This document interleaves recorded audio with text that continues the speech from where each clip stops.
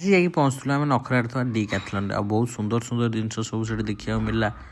ବହୁତ ସାରା ଭେରାଇଟିର ଥାଏ। ଆପଣ ଏମିତି କିଛି ଜିନିଷ ନାହିଁ ଯେ ସେଠି ପାଇବେନି।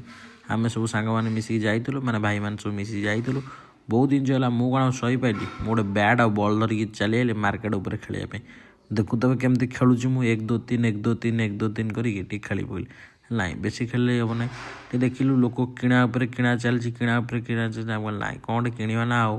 ଦେଖିଲା ପକେଟରେ ପଇସା ନଥିଲା, ସବୁ ଲୋକମାନଙ୍କୁ ଦେଖି ନାଇଁ ଭିଡ଼ ଏଠି ଭଲ ହେଉଛି, ଲୋକ ଏଠି ବହୁତ ସାରା ଆସୁଛନ୍ତି। ମୁଁ କହିଲି ଠିକ୍ ଅଛି। ଗୋଟେ ଛୁଆଟା ଦେଖିଲା ବେଳକୁ ସାଇକେଲ ଚଲାଉଥିଲା। ମୁଁ କହିଲି ବାବାରେ, ମୁଁ ବି ଟିକେ ତୀର ଫିର ଆଣିକି ମାରେ, ଛୋଟ ଦିନ କଥା ମନେ ପଡ଼ିଗଲା। ତୀର ଫିର ଆଣିକି ଟିକେ ମାଇଲି। ନାଇଁ ତୀର ବହୁତ ଖେଳ ହେଇଗଲା। ଆମେ କ'ଣ ରାମ ହେଇଛୁ ତୀର ଚଲେଇବା। ତାପରେ ଦେଖିଲା ଗୋଟେ ଫୁଟବଲ୍, ବଲ୍ ବି ଟିକେ ଖେଳିଲୁ। ବଲ୍ ଖେଳିକି ଧୂଆଁ ଫୁଆଁ କରିଦେଲି ତା ଭିତରେ। ସବୁ କହିଲେ ନାଇଁ ଇଏ ଟୋକା ଫୁଟବଲ୍ ପ୍ଲେୟାର୍ ଅଛି ଆଉ ଜଣାପଡ଼ୁଛି ଆଉ। କହିଲେ ନା, ଆଙ୍ଗୁଠିରେ ଚେଷ୍ଟା କଲି କିନ୍ତୁ ହେଲା ନାହିଁ।